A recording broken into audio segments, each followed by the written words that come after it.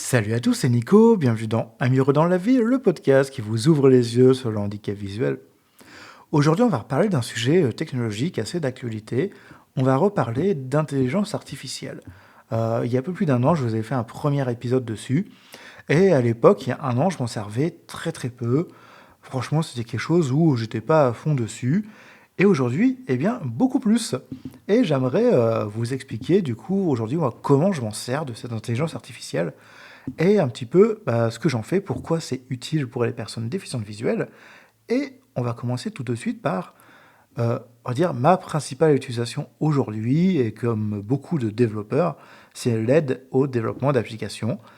Aujourd'hui, l'IA permet vraiment très rapidement, quand on bloque sur des problèmes, quand on a envie aussi de développer plus rapidement une fonctionnalité, ça peut vraiment aider. Alors bien sûr, je le fais en connaissance de cause, parce que je sais aussi, enfin je relis à chaque fois ce qu'elle me donne, et je ne fais jamais confiance à l'IA pour ce qu'elle me fait en développement, même si c'est de mieux en mieux.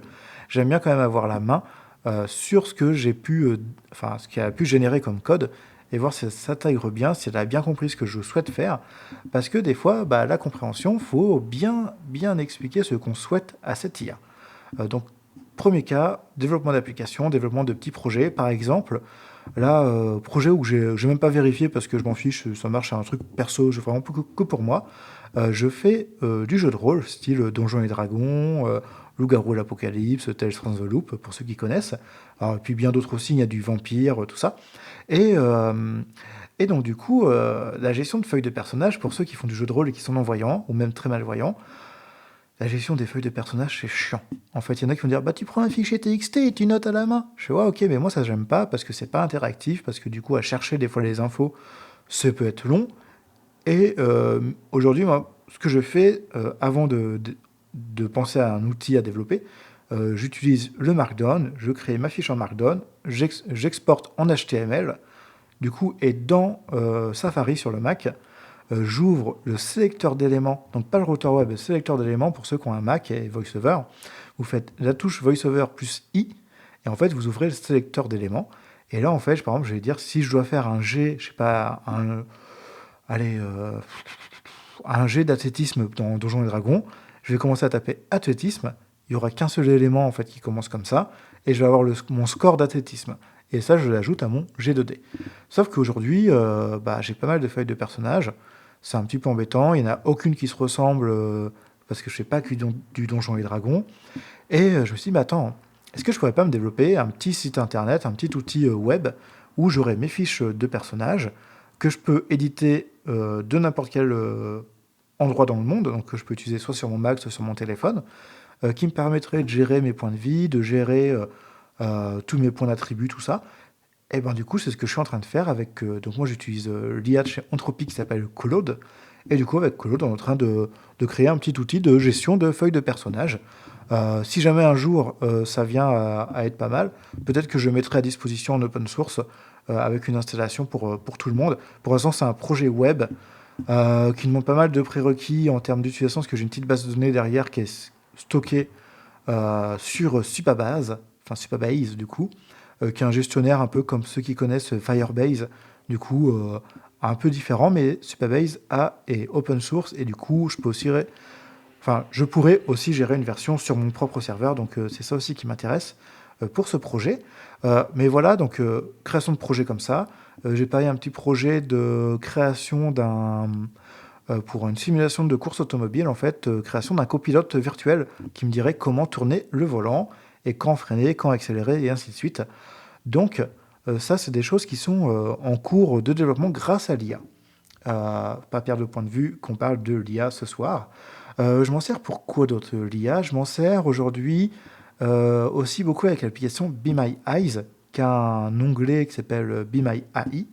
Et je m'en sers surtout pour les courriers, parce que des fois quand je reçois des courriers et je sais qu'il y a beaucoup d'entêtes dessus, une grosse partie qui ne m'intéresse pas, l'IA a une force de récupérer l'information importante du courrier et vous le dire.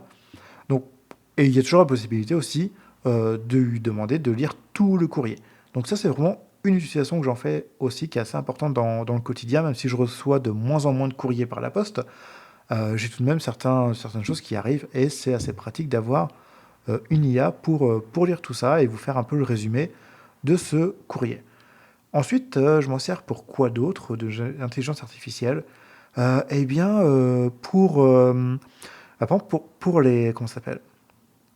Euh, quand vous avez la description d'un épisode de podcast ou quand je fais une publication sur Facebook, eh bien, généralement, en fait, ce que je fais, c'est que là, j'enregistre mon podcast et je vais faire une transcription. Déjà, la transcription, c'est fait par une IA, donc j'y passe mon fichier audio du podcast et elle me fait la transcription textuelle de tout ça. Et avec cette transcription, ce que je fais, c'est que j'utilise du coup toujours Claude et Claude, je lui dis, bah voici la transcription de mon épisode et ce que je veux, c'est que tu me fasses un titre, un sous-titre, une description pour les plateformes de podcast et une publication Facebook, tout ça dans le ton habituel et tout.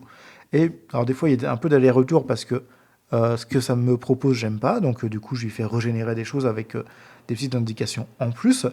Mais à chaque fois, je passe par ça parce que autant à l'oral, il n'y a pas de souci pour moi là, de discuter à l'oral. D'ailleurs, comme je vous ai déjà dit dans certains épisodes, j'écris très très peu mes épisodes. C'est pas, j'ai mon idée, je pars sur l'idée, je la développe.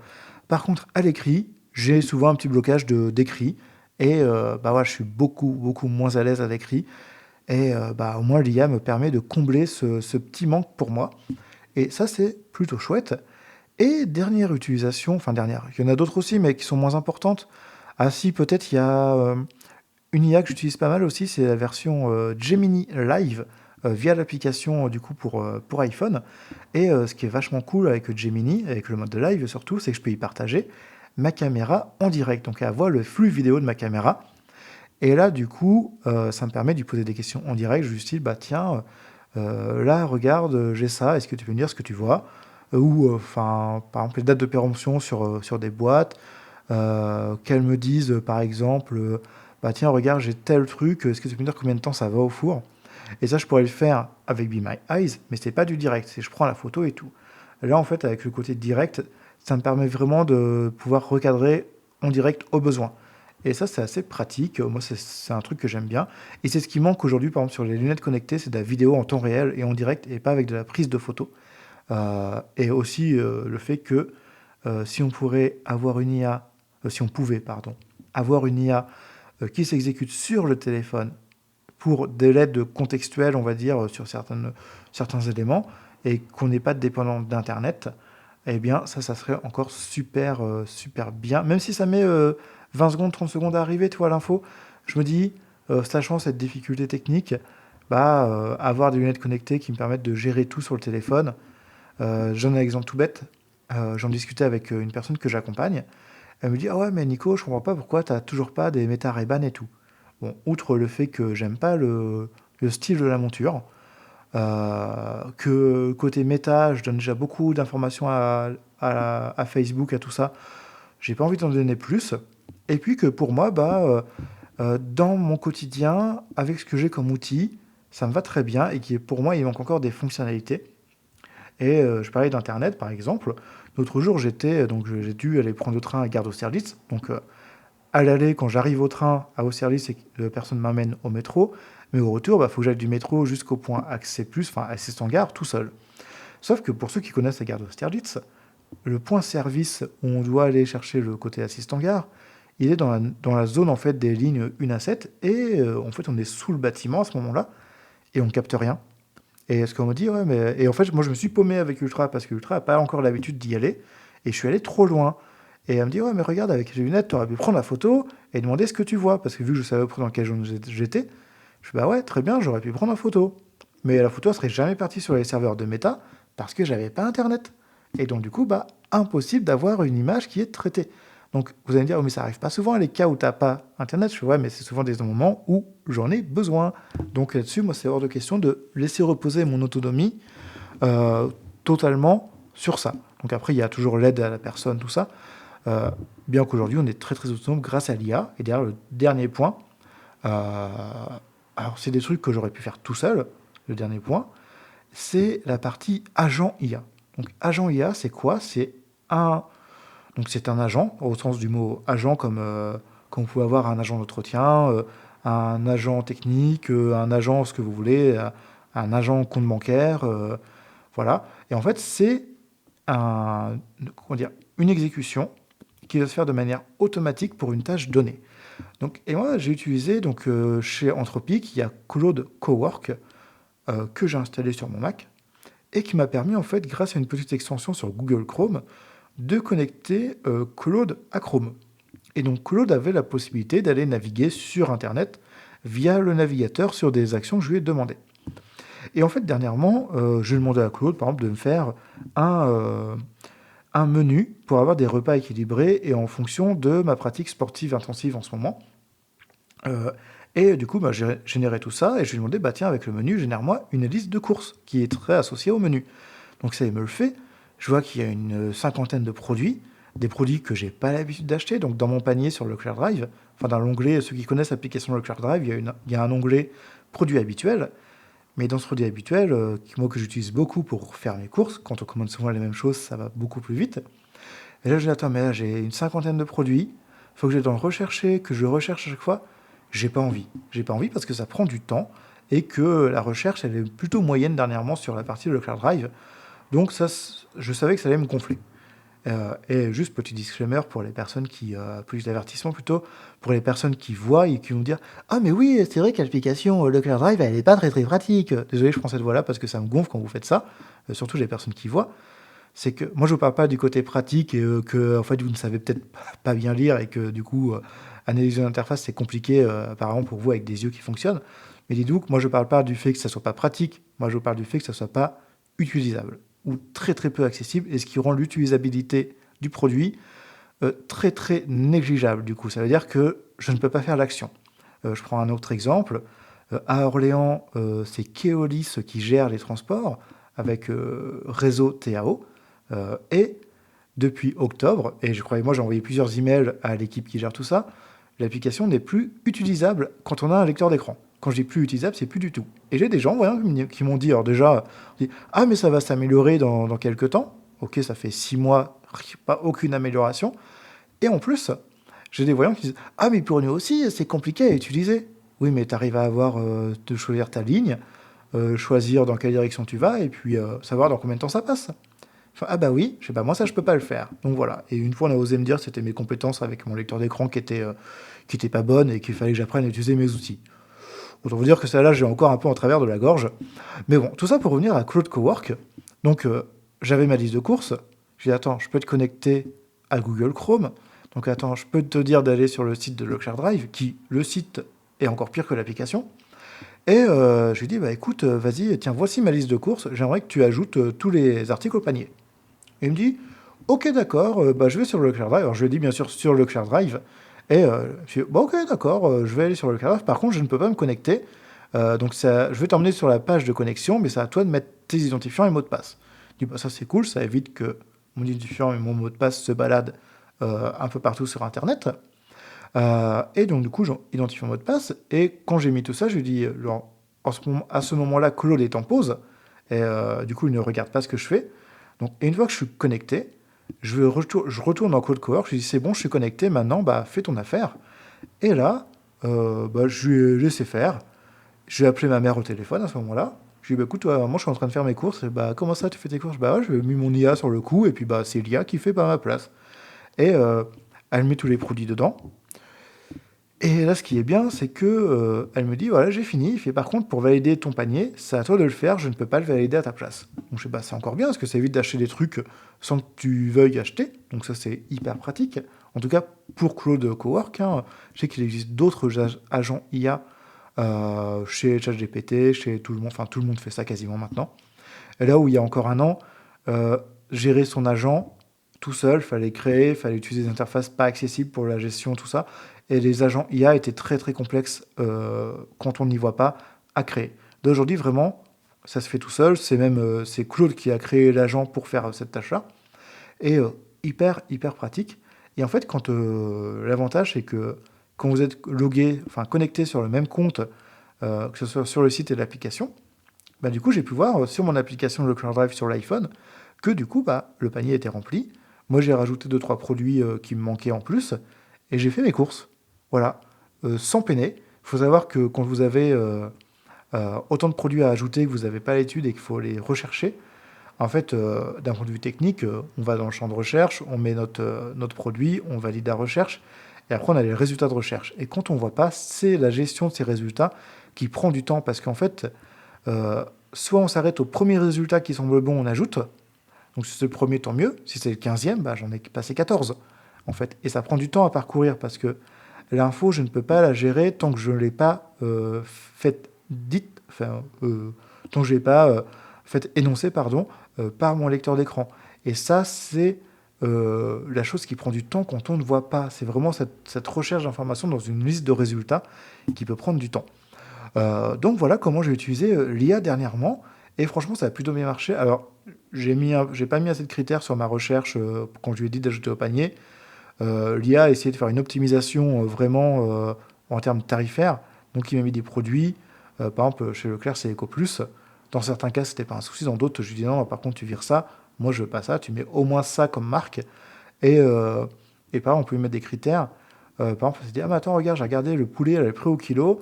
Je t'ai pris 1 kilo de blanc de poulet. Il m'en fallait 2.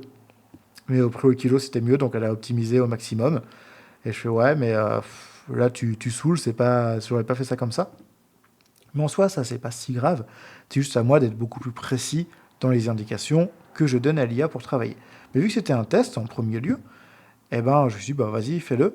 Et vraiment, ça marche du tonnerre. Et je n'ai pas encore testé sur des interfaces inaccessibles pour moi, avec un lecteur d'écran, parce que je me dis, ça peut être hyper intéressant d'avoir des agents comme ça. Bah, typiquement, dans pas longtemps, je dois gérer ma feuille d'impôt. Et il faut savoir que la partie micro-entreprise, quand on fait sa déclaration d'impôt, eh ben, autant tout le reste de la déclaration principale, franchement, on s'en sort. En tout cas, l'année dernière, je m'en suis sorti sans souci. Par contre, la partie de déclaration de mon chiffre d'affaires de micro-entreprise, bah, j'ai eu besoin d'aide. Parce qu'aucun libellé qui était associé à un champ de texte. Et surtout, en fait, autour des champs de texte, il n'y avait pas de libellé. Vraiment pas, donc on ne peut même pas s'en sortir. Et même la personne qui m'a aidé, qui voyait, m'a dit non, mais c'est horrible, visuellement, c'est moche. Visuellement, ça fait un truc qui date de 20 ans. Donc, à mon avis, ils n'ont pas dû trop gérer la partie accessibilité non plus. Donc, ça, je confirme. Mais en tout cas, bah, je vais peut-être tester là, début avril, voir si je peux, avec Claude Cowork, bah, lui dire bah, tiens, j'ai fait tant de chiffre d'affaires dans le micro BNC, et bah, du coup, allez hop, remplis-moi ça. Et bah, je vous ferai peut-être un petit retour sur tout ça, parce que peut-être que ça pourrait intéresser certains micro-entrepreneurs. Bien que c'est toujours un peu temps de donner des infos un peu sensibles et accéder à des informations sensibles à une IA. Mais je vous dis, si ça peut rendre service à un moment donné, bah, moi, ça me permet de pouvoir faire en autonomie et de ne pas attendre que quelqu'un vienne m'aider et que quelqu'un soit disponible. Et donc voilà comment j'utilise l'IA dernièrement dans les grandes lignes. J'essaie d'être plutôt succinct, de ne pas trop rentrer dans la technique. Mais en tout cas, bah, j'espère que l'épisode vous aura plu. Bien sûr, si vous avez d'autres choses que vous faites avec l'IA, bah, moi je serais très très content de voir en commentaire ce que vous faites. Et, euh, et du coup, bah voilà, donc je vous dis, bah, comme d'habitude, que je suis disponible un peu partout sur les plateformes d'écoute, sur YouTube, Amazon Music, je crois, Apple Podcast, Spotify, Deezer, enfin toutes les plateformes principales. Si vous voulez me soutenir, vous avez plusieurs moyens. Bah, déjà, partagez l'épisode, commentez-le sur les différentes plateformes d'écoute. Sur YouTube, j'ai vu que j'avais énormément de commentaires. Et je sais pas pourquoi, YouTube, il m'a désactivé les notifications. Donc là, je cherche le paramètre, j'essaie de le trouver dans YouTube Studio, mais apparemment, il est un peu planqué et je ne le trouve pas pour réactiver les notifications par email, que c'est quand même vachement pratique de savoir que quelqu'un vous a laissé un commentaire. Et là, j'en avais, je crois, une quinzaine au total. Donc merci à toutes les personnes qui regardent, enfin qui écoutent du coup le podcast sur YouTube. Vraiment, ça fait très très plaisir. Normalement, d'ici fin mars, on devrait dépasser au total les 8000 écoutes du podcast. Donc ça va être pareil, une première étape. Et je pense que d'ici, allez, si vous écoutez bien, d'ici 2 mois, je devrais passer le cap des 10 000 écoutes au total. Franchement, j'en suis très très content. Ça veut dire que vous êtes de plus en plus nombreux à m'écouter. Et pareil, donc pour le soutien, vous pouvez aussi, pour ceux qui souhaitent, qui en ont besoin, qui ont juste envie de me soutenir, faire un don via PayPal en allant sur mon site amiroddanslaville.fr, rubrique me soutenir, et là il y a un bouton PayPal. Ou sinon, bah, téléchargez mon application VoiceTag aussi, puis abonnez-vous à l'application. Moi, ça soutient en tout cas le travail que je fais. Et pareil, si vous voulez m'écrire, soit le formulaire de contact sur le site, soit par adresse mail à nicolas@unmuredanslaville.fr. J'ai reçu pas mal d'emails dernièrement, donc j'essaie de répondre à tout le monde dans un délai plutôt court, mais des fois les journées sont beaucoup trop courtes, comme mes nuits du coup d'ailleurs en ce moment. Et je vous dis à la prochaine dans Un mur dans la ville.